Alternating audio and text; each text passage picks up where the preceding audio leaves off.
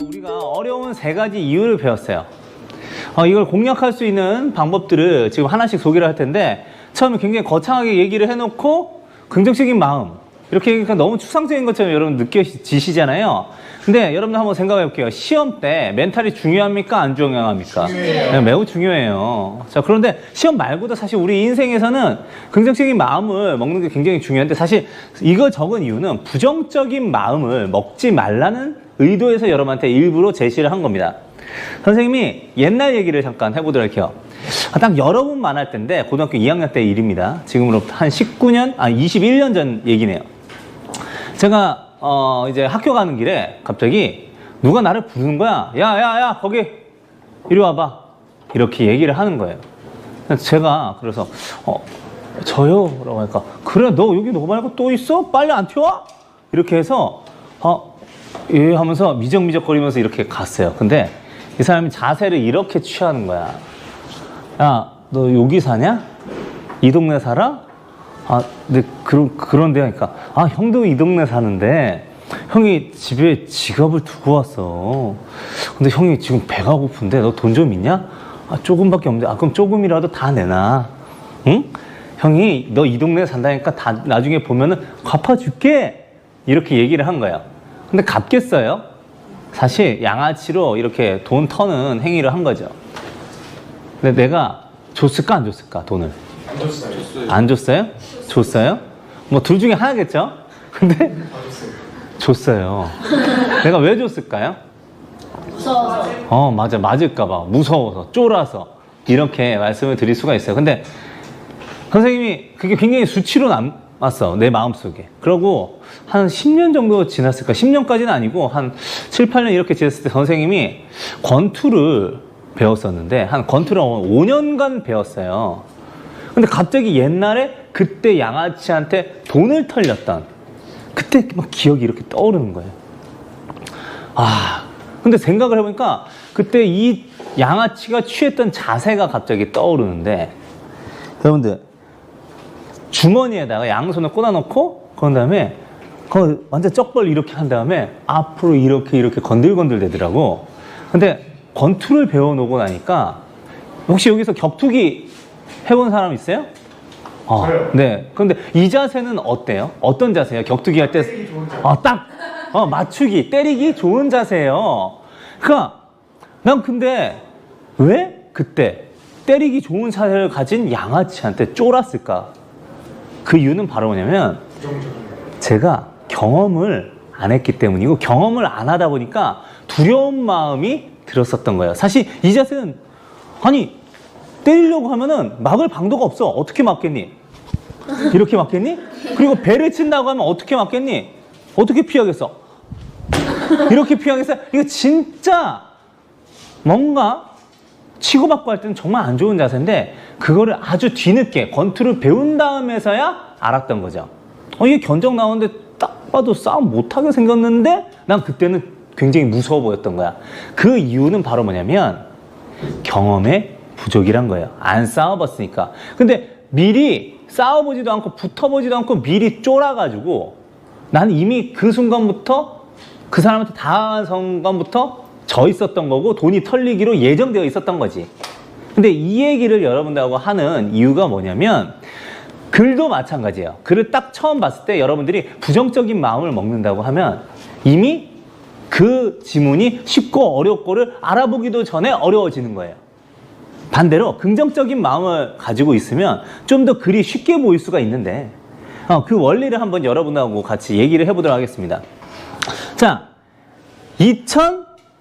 2010학년도 수능 문제를 한번 여러분하고 보도록 할게요. 이게 24번부터 아마 26번 문제일 것 같은데, 거기와 관련되어 있는 지문이 과학 지문이 하나가 나왔거든요. 근데 지금 여러분들하고 같이 보도록 하겠습니다. 여러분 교재에 있는데, 자, 여러분들 거기 보시면 지금 글을 읽지 마시고요. 딱 뭐 특별하게 보이는 게 하나가 있어요. 그게 뭔지 여러분들 한번 잡아볼래요? 글 말고도 뭐 하나가 더 있어. 그 표요. 표. 이게 그래프거든요. 근데 여러분들 이제 이걸 보고 다시 저를 보세요.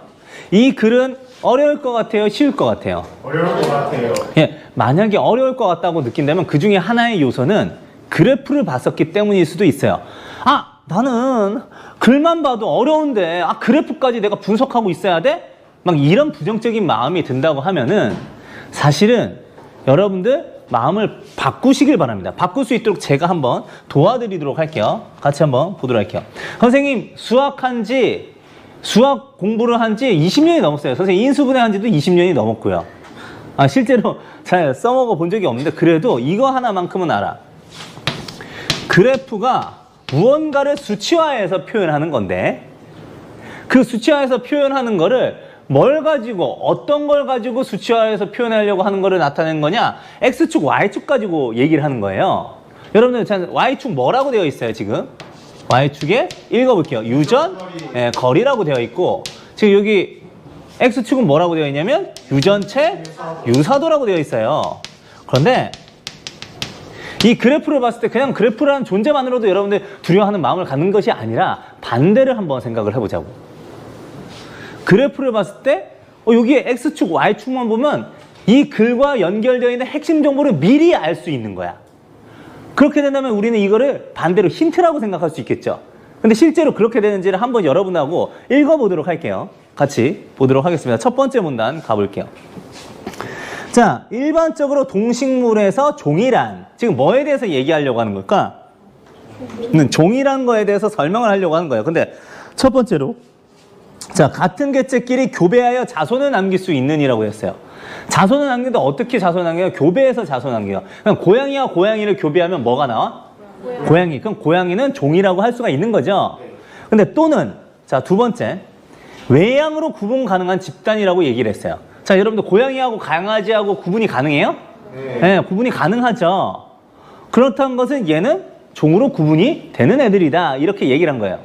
그런데 그렇다면 세균처럼 이제 세균에 대한 얘기를 하는데 한 개체가 둘로 분열되어 번식하며 여러분들 한 개체가 둘로 분열된대요. 교배를 하는 게 아니에요. 하나와 하나가 만나서 새로운 하나가 나온 게 아니고 하나가 쪼개져서 둘로 되는 거야. 즉 교배에서 자손을 남기는 일반적인 종의 기준이 지금 이 세균이라는 애한테는 적용이 돼요? 안 돼요? 안 되는 거죠. 그리고 또 외향적 특징도 많지 않대요. 강아지하고 고양이 어떻게 구분해요? 외향적으로 구분한 거잖아요. 근데 외향적 특징도 많지가 않다고 지금 얘기를 하고 있네. 그럼 이런 애는 일반적인 종의 기준이 적용이 안 되는데 이런 미생물에서는 종을 어떤 기준으로 구분할까라고 질문했어요. 그럼 여러분들한테 첫 번째 문제에서 우리가 뭐 해야 되냐면 주인공을 찾고 이 글이 어떻게 전개될 건지 한번 예상을 해보는데 아마 미생물에 대한 종을 구분하는 특별한 방법에 대해서 가르치려고 하는 것 같아. 지금 어떤 미생물은 어떤 기준으로 종을 구분할까라고 물었는데 안 가르쳐주지 이러지 않는단 말이에요. 그 뒤에는 분명히 그 방법과 답이 나와야 돼. 알겠어요? 근데 사실은 여러분들은 이미 답을 가지고 있어요. 어떻게 구분할까? 어떻게 구분할까? 아까 우리 그래프 봤죠? 유전거리와 유전체 유사도로 구분하는 거예요. 실제로 그런지 한번 여러분하고 보도록 할게요. 자, 여러분들 두 번째 문단 같이 보도록 할게요. 미생물의 종 구분에는 외양과 생리적 특성을 이용한 방법이 사용되기도 한다. 하지만 이러한 특성들은 미생물이 어떻게 배양되는지에 따라 변할 수 있으며 모든 미생물에 적용할 수 있으면 공통적 요소가 되기도 어렵다. 이런 문제를 극복하기 위해 오늘날 미생물 종 구분에는 주로 뭘 하고 있냐? 유전적 특성, 거기다 줄게요. 유전적 특성을 이용하고 있다. 자, 유전적 특성을 활용한대요. 근데 지금 여기에서도 유전이라는 단어가 들어가 있죠? 여기에도 유전이라는 단어가 들어가 있어요. 자, 여러분들 두 번째 문단 끝에서 세 번째 줄을 한번 보도록 하겠습니다. 자, 미생물이 유전적으로 얼마나 가깝고 먼지를 확인할 수 있는데 이를 뭐라고 한다? 유전거리라고 한다.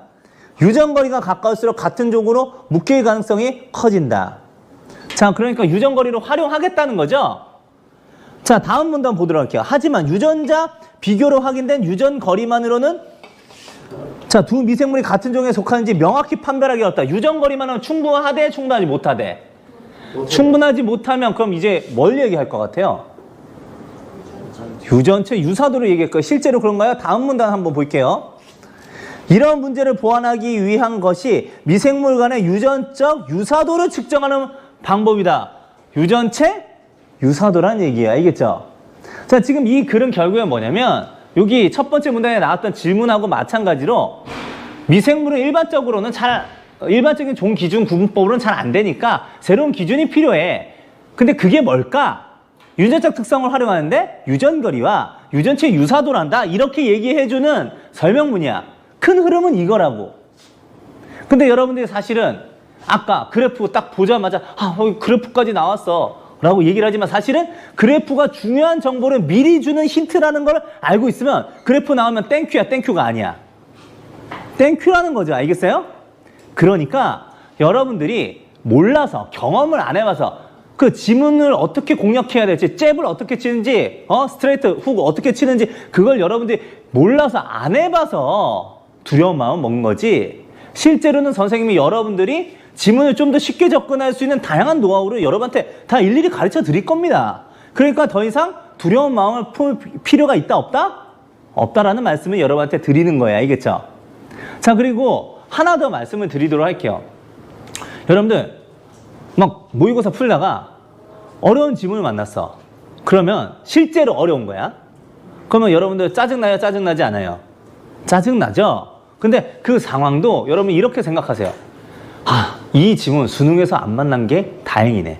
그리고 아직 수능까지 시간이 남아있는 게 다행이네. 사실 가장 중요한 건 수능 때 잘 보는 거예요. 그러니까 여러분들이 이때는 그래, 내가 지금 이 약점을 파악한 것만으로도 긍정적이다. 이런 식으로 생각하고 읽으란 말이지. 그 다음에 또 하나 여러분한테 말씀드리면 여러분들 아는 만큼 보인다고 지식이 많으면 많을수록 내 통찰력이나 내 공부할 수 있는 분석력이 높아질까요? 안 높아질까요? 높아집니다. 그런데 지금 여러분들 여기에 나와 있는 여러분한테 앞으로 제공해서 공부하게 될 기출 문제 같은, 기출 지문 같은 거 여러분들 보시면 그게 다 죄다 뭐냐면 다양한 영역의 전문 지식들이에요. 응? 근데 이걸 딱 봤을 때 나 이거 짜증나 이렇게 하는 것보다는 나 이거 읽으면 더 똑똑해지겠네 이런 생각으로 읽으란 말이야. 예를 들면 이런 거야. 지금 미생물 종구분법에 대해서 우리가 배웠잖아요. 그러면 미생물 종구분법 나왔어. 나 이거 하나도 모르는데 짜증나 이렇게 하는 것보다 내가 모르는 게 나았네. 근데 내가 만약에 이걸 읽으면 어제 나보다 더 똑똑해지겠네. 이런 강제적이라도 긍정적인 마음을 한번 품어보란 말이야. 알겠어요? 그렇게 여러분들이 마음을 가지게 되면 자동스럽게 지식도 쌓이고 통찰력도 쌓이고 뭐도 잘할 수 있다. 수능 지문에 익숙해지면서 독해력도 같이 향상이 될 수 있다는 얘기를 했습니다.